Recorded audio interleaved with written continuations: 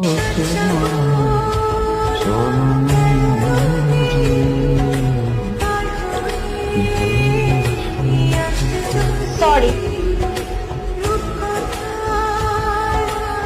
আমি জানি সবসময় আমার জন্য বাবার কাছে তোমার কাছে বকা খাওয়া লাগে, তাই না? তুমি মনে হয় এর জন্য আমার উপর একটু রাগ করেছো, কিন্তু তুমি আমার কথাটা বিশ্বাস করো, আমি কখনো ইচ্ছা করে এরকম কাজগুলো করি না। জানি না আমি কেন এগুলো করে ফেলি। প্লিজ আমাকে ক্ষমা করে দাও, আমার উপর রাগ করে থেকো না।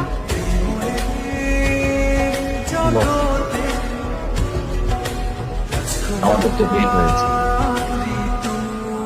আমরা খুব বড় করতেন।